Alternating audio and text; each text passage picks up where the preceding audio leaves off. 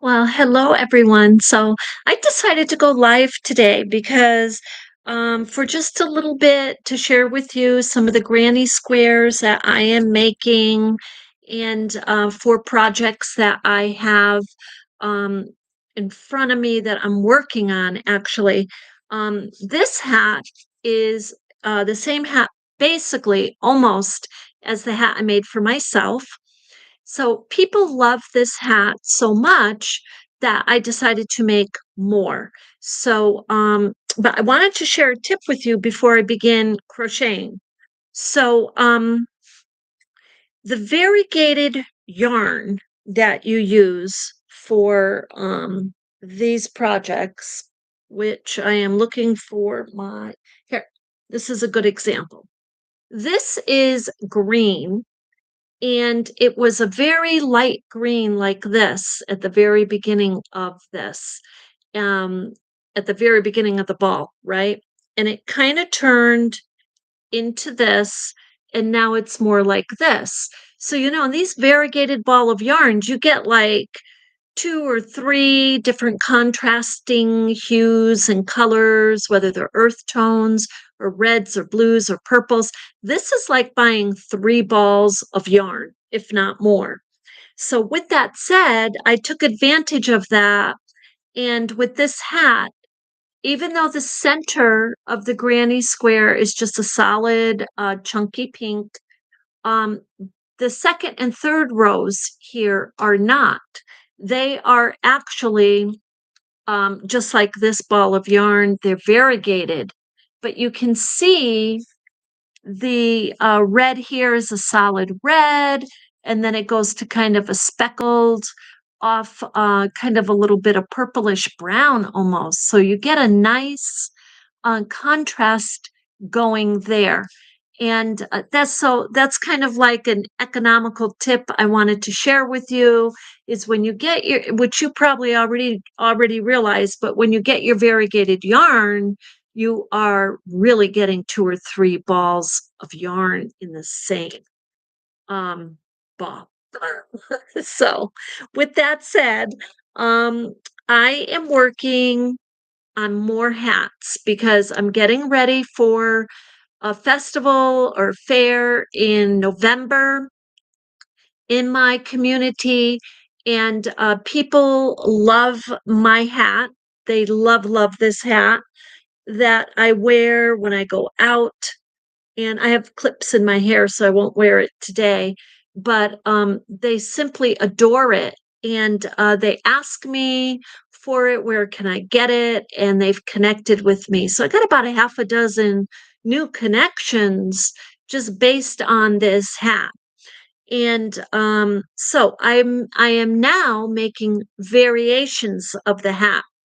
And granny squares they go back to 1885 in America when Mrs. Phelps was making the first granny square. We don't know if she truly was the first. However, she was the first to kind of get it out there.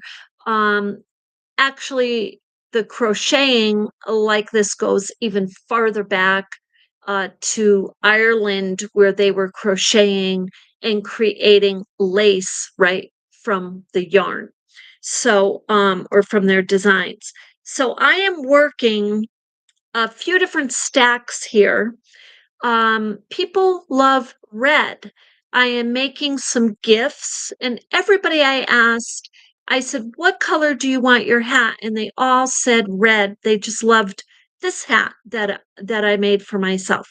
So red, right? That's the holiday colors. It's a power color too. It's a confident building color also. So psychologically, it's a beautiful color to just really adorn yourself with and dress up a little bit for the holidays and or any day for that matter.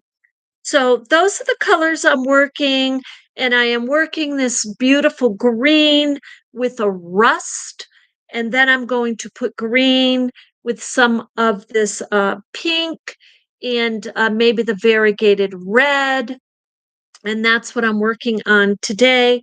So I thought I would jump on here and just work a few of the centerpieces of my granny squares, and which is these right here. So people look at this design and they think it's a flower. It's synonymous to a flower because it just kind of jumps out at you. And again, that's the contrasting, or the contrast of colors. That to me, I believe, is really what makes your project. Because look, crocheting is not, in my opinion, just crocheting. You're designing, right? You're going to the store, or you are getting yarns that are different weights, they're different colors, they're and you're using your different size hooks, and all of that creates different designs. And I always encourage you to kind of take take the yarns in front of you that you have, and do the same design, do the same stitches with different size hooks, and see what happens. It's amazing. It will introduce you to creating texture, to creating the design in a way that you wouldn't even seem possible. And I'm the kind, like, I'm a maker. I really have to make something. Like, I can envision it, and I'll envision it to a point, but then I have to really apply it. I have to do the application. So I'm going to make a few granny squares and just share a few minutes of my journey with you.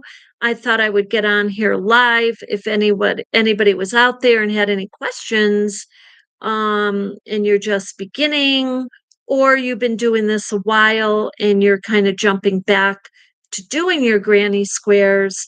If you had any questions, um, oh, I would love to answer them. So, anyway, you do your circle. This is how I do it.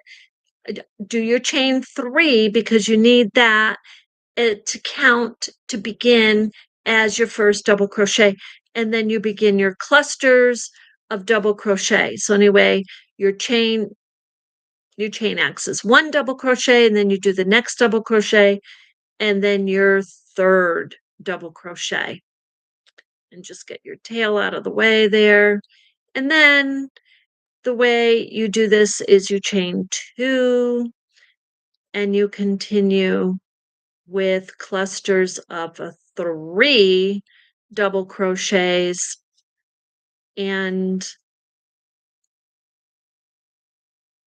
then after you're going to do four sets of those, so you're going to chain two, and of course this is out on the internet pretty much all over the place, and many people provide instruction either as they go along and share their project, or as a tutorial.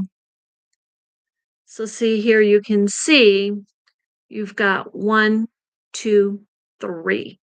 Now, even though it doesn't seem, especially if you're a beginner, it may not seem to you that you can get a fourth cluster in there, but just keep going because you can. So you chain two, and you do one more set of three double crochet, and that will bring you to your first little granny square. So you chain two, and then you close it off. Okay. So really, this is all I wanted to share with you today, and was the little tip on the variegated yarn. But I thought I would take the opportunity to come on here live. And for those of you who like that, let me know, because I can always do my shorter videos live. So, anyway, with that, you have a beautiful day.